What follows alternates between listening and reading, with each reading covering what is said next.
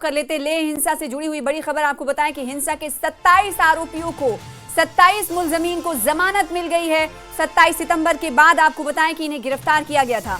गिरफ्तार किए गए 40 से ज्यादा मुलजमीन में ये शामिल हैं। 27 आरोपियों को जो 40 से ज्यादा गिरफ्तारियां हुई थी उनमें से आज 27 आरोपियों को जमानत मिल गई है। 3 अक्टूबर को बताया जा रहा है कि बाकी लोगों को जमानत मुमकिन है, संभव है।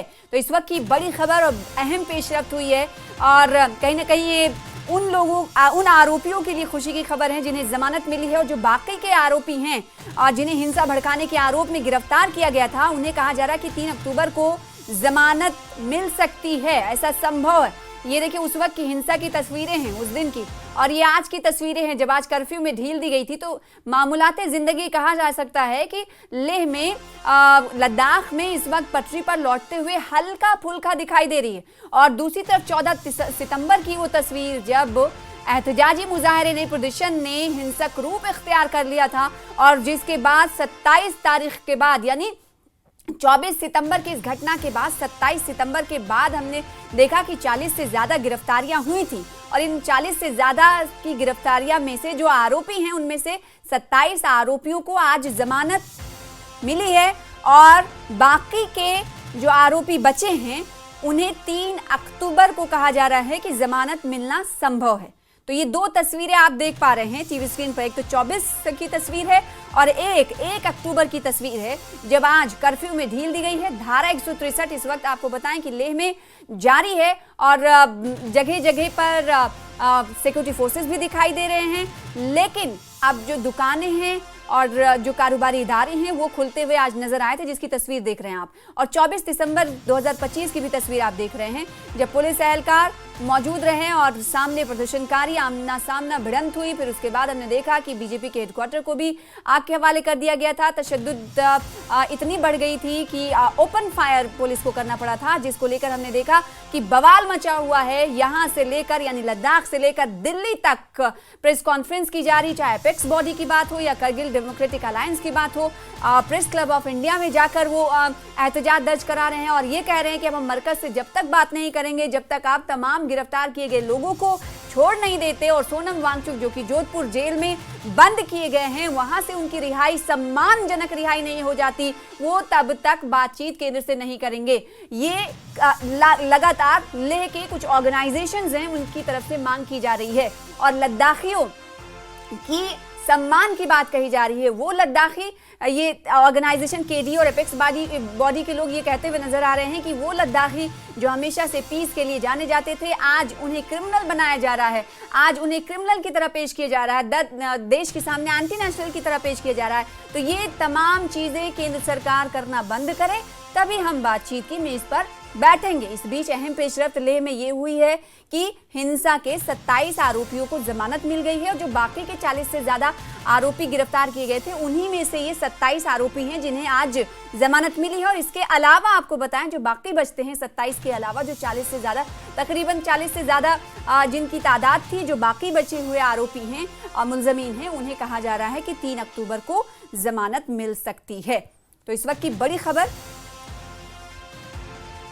लेह तशद्दुद से जुड़ी हुई, जब तशद्दुद भड़का 24 सितंबर की तस्वीर, धुआं धुआं लेह और इसकी आंच करगिल तक भी पहुंची थी। करगिल में भी हमने देखा कि बंद मनाया गया, बंद का ऐलान किया गया कारोबारी इदारों ने, कुछ ऑर्गेनाइजेशन की तरफ से।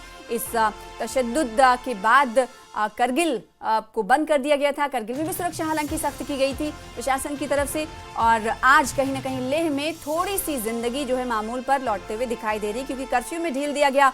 और दूसरी तस्वीर 24 सितंबर की गवाही दे रही है कि उस दिन हालात कितने खराब थे, हालात खराब थे। फिर उसके बाद हमने देखा कि सियासत भी काफी उरूज पर दिखाई दी, और अब सियासत लद्दाख की सीधे दिल्ली पहुंच गई है, क्योंकि जो कुछ ऑर्गेनाइजेशन है जिसमें करगिल डेमोक्रेटिक अलायंस हो और एपेक्स बॉडी, उन्होंने सीधे तौर पर कह दिया है कि वो मरकज से बात नहीं करेंगे। हमारे साथ मोरूफ स्टैंड्स इन, क्योंकि शुरू से लेकर अब तक इस खबर पर नजर रख रहे हैं।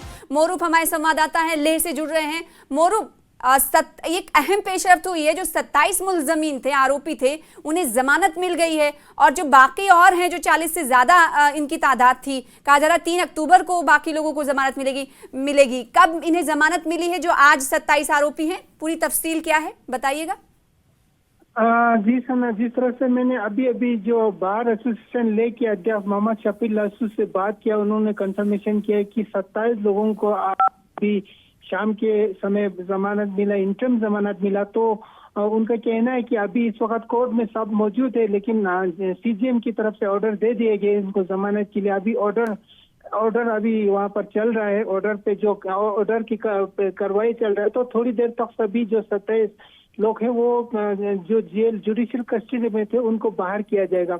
और आपको ये भी बता दूं, जो इस केस को जो बार एसोसिएशन की तरफ से मुफ्त इनको सेवा दे रहा था, फ्री इनके लिए फाइट कर रहे थे, उनकी तरफ से कंफर्मेशन आया कि ये जो बाकी लोग हैं वो कल क्योंकि 2 अक्टूबर को छुट्टी है, तो 3 अक्टूबर को और लोगों को बेल मिलने की संभावना जताया जा रहा है। और दूसरी तरफ आपको मैं ये भी बता दूं कि ये करगिल बार एसोसिएशन की तरफ से भी इनको जो 24 तारीख की हिंसा को इनको कंडेम करते हुए उन्होंने भी जो जुडिशियल वर्क को सस्पेंड किया गया 1 अक्टूबर से लेकर 6 अक्टूबर के बीच में सस्पेंड करने का उन्होंने एक वार्ता जारी किया। जी ये क्या मतलब, ये लेह बार एसोसिएशन की तरफ से जारी किया गया है क्या कि करगिल बार एसोसिएशन 1 से लेकर 6 तारीख तक वो काम काज नहीं करेंगे? हाँ, मैं आपको दोबारा बता दूं, करगिल जो बार एसोसिएशन की तरफ से ये स्टेटमेंट दिया कि 1 तारीख से लेके 6 अक्टूबर तक वो काम नहीं करेंगे। और दूसरी ओर ले बार एसोसिएशन ने जिन अक्यूज अंदर है उनके लिए जो बेल के पेपर पे जो कोर्ट की केस पे उन लोग काम कर रहे थे, वो भी मुफ्त सेवा इनको प्राप्त कर रहे थे। जो ले जो हिंसा में लड़के शामिल है 40 और 50 के बीच में, उनके लिए वो मुफ्त अपना सेवाएं दे रहे थे। तो उनकी तरफ से कंफर्मेशन है। मोहम्मद शफील लस्सू जो बार एसोसिएशन लेके अध्यक्ष है, उन्होंने कंफर्मेशन दिया है कि 27 लोग आज शाम को छूट जाएंगे, बाकी लोग यानी 3 तारीख को छूटेंगे। तो ये इंटरिम जमानत है? जी, मैं आपको दोबारा बता दूं, ये इंटरिम जमानत है। उसके बाद अब इस पे दोबारा से विचार किया जाएगा, क्या इनको लंबे देर तक जमानत मिलेगा या क्या हो सकता है। इस पे अभी हम इस वक्त कोई ज्यादा टिप्पणी नहीं कर सकते क्योंकि इस वक्त कोर्ट जो है ऑर्डर दे रहा है और इस वक्त जो है आपको बताएं कि रिमार्क्स पढ़े जा रहे हैं और बहस इस वक्त कहा जा सकता है मोरूफ जारी है ना। ये कहना दर्शकों को बताना सही है ना कि अभी इस वक्त बहस कोर्ट में चल रहा है, जो आरोपी हैं वो कोर्ट में मौजूद हैं। हाँ जी सना, मैं आपको दोबारा कंफर्म करूँ, जज की तरफ से ऑलरेडी ऑर्डर दे चुका है। अभी ऑर्डर की जो कॉपी जो फॉर्मेलिटीज कंप्लीट कर रहे हैं, इसीलिए वो लोग अभी कोर्ट में है। इस वक्त की बात करूं तो थोड़ी देर में सब लोग, जज ने निर्णय ले लिया, उनको ऑलरेडी बेल दे चुका है 27 लोगों को इंटरिम बेल। ठीक है, तो इंटरिम बेल मिल चुकी है। ये उबूरी जमानत है, पूरी तरह से नहीं उबूरी जमानत दी गई है। इसमें कुछ शर्तें भी लगाई जाती हैं उबूरी जमानत में। कुछ इस हवाले से जानकारी हो मोरूफ तो बताइएगा। और 27 लोगों में से कौन कौन हैं? कुछ बड़े नाम हैं, कुछ क्या कोई समाजी कारकुन भी थे या फिर टीनेजर्स थे जिन्हें गिरफ्तार किया गया था? कुछ इस हवाले से जानकारी मोरूफ? जी, मैं आपको इसमें बता दूं, अभी कोई डिटेल नहीं मिला, लेकिन मैं आपको ये बता दूं, जो रिलीजियस जिसमें डिफरेंट रिलीजियस है, लद्दाख बुद्धिस्ट एसोसिएशन, अंजुमन इमामिया, अंजुमन मोमिन इस्लाम, उसी तरह और सारे जो अपेक्स बॉडी के मेंबर है, शायद उसमें कुछ नाम हो सकता है, लेकिन अभी किसी का डिटेल नहीं है। सिर्फ 27 लोगों का जो संख्या बताया गया है इस वक्त। जी, सिर्फ ये बताया गया है कि तादाद आरोपियों की जो है वो 27 है और ये उबूरी जमानत है, ये इंटरिम जमानत मिली है इन्हें।